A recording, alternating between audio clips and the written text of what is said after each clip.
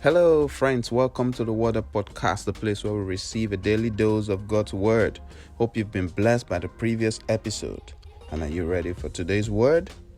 Our verse for the day is taken from the book of Psalms, chapter 46 and verse 10, the NIV. It reads, "Be still and know that I am God.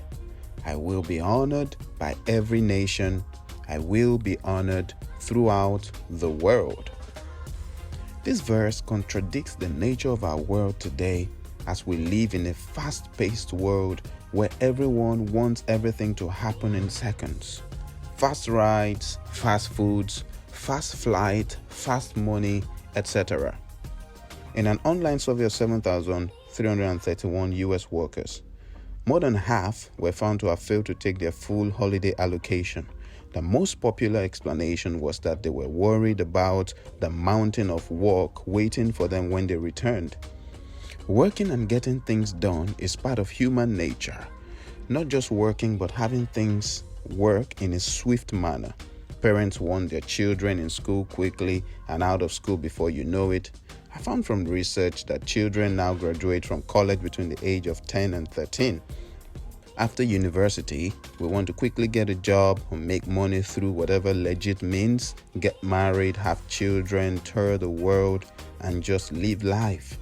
These are the beautiful, fast-paced desires of mankind. That's how we were naturally wired.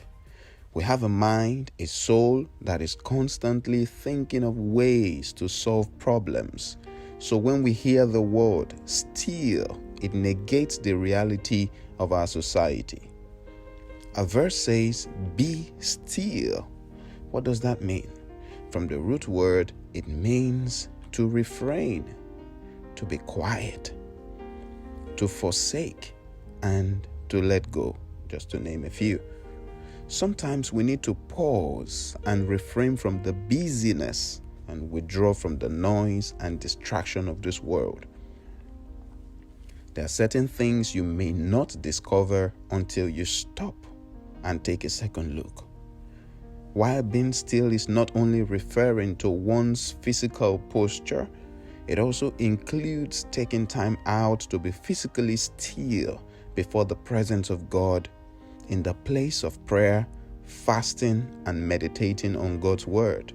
In other words, we ought to have a time for physical stillness and quietness where we reverence God and wait on Him. Secondly, because God expects you to work and do other things, it is practically impossible for us to be in one place all our lives. But we can have a posture of stillness in our heart at all times, and this simply means handing over leadership to Jesus to instruct you in everything you do, giving Him the will to be the driver of your life.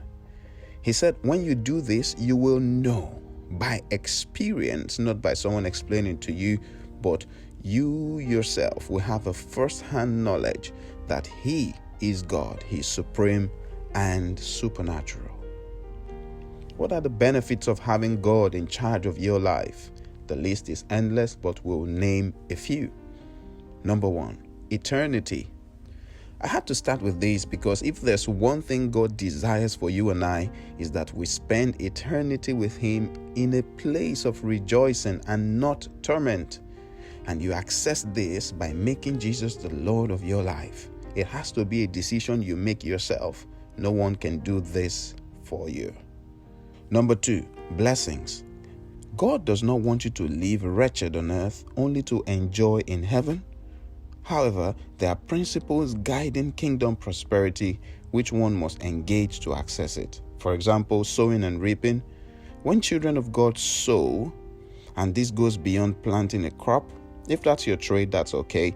If you're working in an office space, the time you invest there is being sown. There is a blessing upon children of God which causes them to prosper.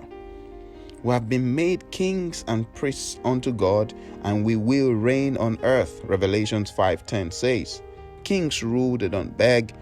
When you see a king, you immediately know When you see me carry myself with dignity, don't be upset. It ain't my fault. I'm a king. Glory to God. You are a king, so live like one.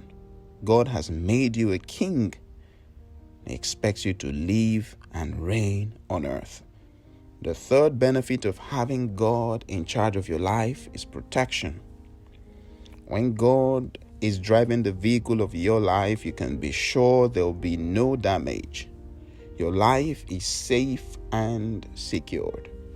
I remember the story of a man who was about to embark on a journey and was asked to invite Jesus into his car to go on the journey with him. He responded, "The car is full, so Jesus can stay in the boot." Unfortunately, he had an accident and the car was badly damaged, but the boot and the eggs in it were intact. Where have you placed Jesus? In your boot or the center of your life? The fourth benefit for having God in charge of your life is supernatural results. When you let God have his way in your life by being in charge, the results are beyond what humans can comprehend.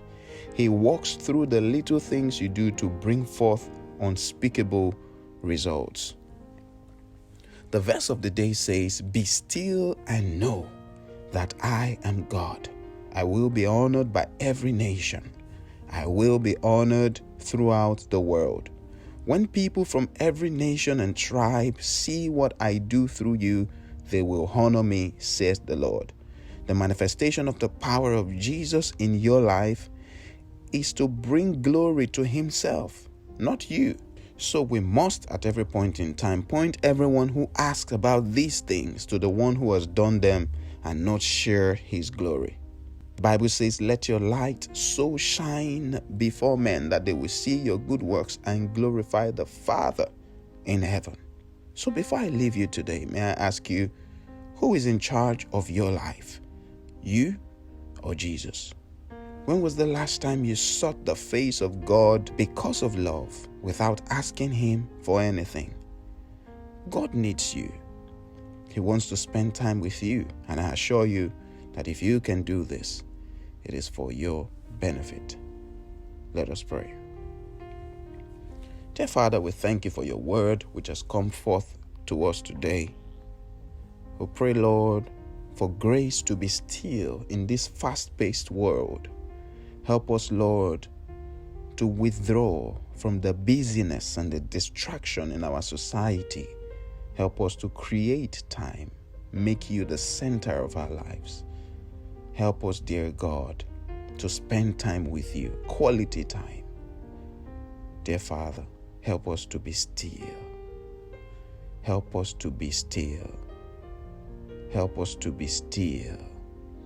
To hand over leadership of our lives completely to you and to obey when you give us instructions. Thank you, Father. And when we do this, we know for sure that you will prove to the world through our lives that you are God. Thank you, dear Jesus. In Jesus' mighty name, we pray. Amen. Thank you once more for joining the podcast today. I look forward to seeing you tomorrow. See you again. Bye-bye.